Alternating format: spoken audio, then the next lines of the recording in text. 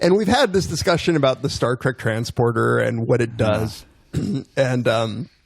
And we've talked about this in one episode about the Prestige and, without spoilers, sort of the similarities to the Star Trek transporter. And I put up a Twitter poll a couple of months ago simply because I was perplexed that so many people seem to disagree with us about what happens when your molecules are completely disintegrated. And there's a blueprint taken of you at an atomic level, and you quote unquote you are recreated in another place. You and I and many people think it's murder, and a clone is recreated. And I was surprised at how many people didn't seem to think this. We got a ton of email about how wrong we were, and about Derek Parfit or something or other. Yeah. And so I put up a poll on Twitter that said, the Star Trek transporter works by disintegrating you at point A and recreating you from a blueprint at point B. If available, would you A, hop in with no problem, or B, avoid the murder machine? We got 866 votes. That sort of biases the responses. No, that's what people think. It biases it. But if you really were the ones that disagreed with us, you would say that's bullshit. Stop calling it the murder machine. You hop in with no problem. That you have an available answer. Hop in with no problem is just as biasing as avoiding the murder. But anyway, this is totally scientific, well executed, sampled from a representative sample of Twitter followers who care about Star Trek. 65% said they wouldn't get in. 35% said they'd hop in with no problem. So the question is, what's wrong with those 35%? So, now, 5% might be suicidal and admit it. Right. So I was talking about this with Christina Starmans, who has very different intuitions than I do. She's was a student of mine. We all know her. She's now a assistant professor at University of Toronto. And she says there's 3 stages of transporter understanding. The first stage is you're just like moronic and you think, well, it looks like you, so it's you. What's the problem? Right. And the second stage is where Dave and I are, and which is we understand it's a murder machine. But the third stage is very fancy. It's sort of a Parfit idea, which is you're skeptical about personal identity in the first place. Right. So you think, well, yeah, when you go to sleep, you're a different person when you wake up. If that doesn't bother you, or if you have a coma, or even, you shut your eyes for a long moment, what makes you the same person over time? Well, the answer is nothing. And so you have a general skepticism of personal identity. And then you come out the other side. So what's the big deal about a transporter? Right. And so next year, what's the I have very few of the same molecules. Probably, I don't know how many molecules I have. You're a regenerating machine. Yeah, you just shit a lot. Maybe I have 98% every 6 of my months. same molecules. I have no idea. You shit a lot more than I do, man. And you're supposed to take 6 shits a day, apparently. You should average Parfit's argument 6. So if you only on take 4 shits one day, you need to make it up by having 8 shits the next day. Sorry, but I didn't mean to derail the conversation. So I understand that. And so if you're skeptical about personal identity, then what really is the difference there? In what sense all the felt continuity between me when I go to sleep and me when I wake up is still going to be there. So why not get into it?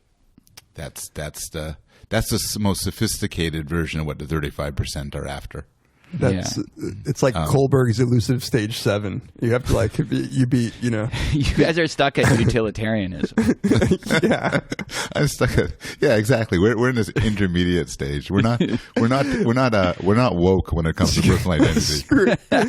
Screw you, Christina Starmans, for putting me in the middle stage. I mean, there's a crucial difference. I mean, there's not 2 of you when you wake up the next morning. Right. This is what I ask people. Would you mind if somebody hit you on the head with an axe? And they typically say, yeah. And then I say, so who cares what happens after your head's been chopped off and dismembered? Who cares they create another person? Right. And then your response differs if you're stage 1 or you're stage 3. But to me, I find I don't want to die. If somebody wanted to murder me, I'd be very upset. What happened after I'm murdered is of little interest to me. So there's actually, one of the responses that personally bothers me the most is an accusation that I'm a dualist for having this intuition. There's a psychologist, what the hell, Andre Simpian, who I had a discussion with, and he just said, he was describing his transporter research, and it came to my surprise that he simply assumed for the study he was doing that the view we have is a dualist mistake. Oh, it's like a measure of dualism. It was like a measure of dualism and low intelligence, low cognitive reflection. Well, it is. It's arrested development, right? So why isn't it a dualist? So why isn't it obviously that you guys are dualists? I mean, I agree, but I want to hear you articulate it. Because what I'm saying is my identity, myself, isn't some immaterial soul. It's this brain that's between my ears. It's a very physical thing. Destruction of that is a bad thing that wipes out me. But it's a confusion to think that if I'm a materialist, I have to accept that if you build a brain, in another country, that's identical, sort of physically to my own, it has to be me as well. You'd have to be like the hardest core of functionalists, like the hardest core of functionalists. Right, the hardest core functionalists. That's right. Yeah. So by the by, if people who hold our view, I think the idea of uploading your mind onto a computer is just incoherent. Right. I actually think that the confusion in this case, as in many philosophy thought experiments, is that it's underdescribed. That we don't get what that really entails because we don't understand consciousness. Right. Fair enough. There are some in between things that not unlike the studies, Paul, you've done with ship of Theseus type transformations, where I suppose if you could actually physically move one brain molecule at a time or one nerve cell at a time, you would be left with sort of a puzzle. I mean, even with the split brain experiments, where you Gazzaniga and others, where they realize that when they cut the corpus callosum, the bundle of nerves that unites the two hemispheres, that it seems as if there are two different individuals residing within the same body. Those pose some interesting problems for identity, right? So if you were to take one hemisphere and put it in another viable human body, would you now have two of you? And there are honestly some difficult problems of personal identity, where intuitions fail us, where they lead us into contradiction. But someone chops my head off, that this is a bad thing for me, isn't a subtle case. And people just get. I think I'm worried that stage 1 people, and honestly some stage 3 people, get confused by the fact that one person shimmers and then the camera whips over to another and there's more shimmering, but instead of shimmering, the Star Trek transporter should just like have a guy wearing a mask chop you to bits with an axe, just stab you. I bet that would make a difference, just to make the point. Yeah, I bet that would make a difference in terms of how people responded to it. But you have to make it clear that you're unconscious, to make the cases parallel. You're unconscious, so you won't feel it.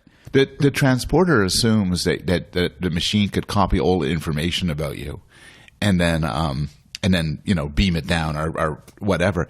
Given such a machine, why don't all the characters in Star Trek do backups of themselves every day, every morning, put themselves up on the cloud or something, so that they never have to worry about dying? It would change the show substantially. Yeah. So when they stop by Rigel 12 for shore leave, they could just back themselves up on there. So if the Enterprise is destroyed by the Borg, then they got backups. Yeah, they got new sleeves. Yeah, like a Dropbox. Exactly. Yeah. Star Trek Dropbox. If the transporter machine works by taking a perfect blueprint of you at time 1.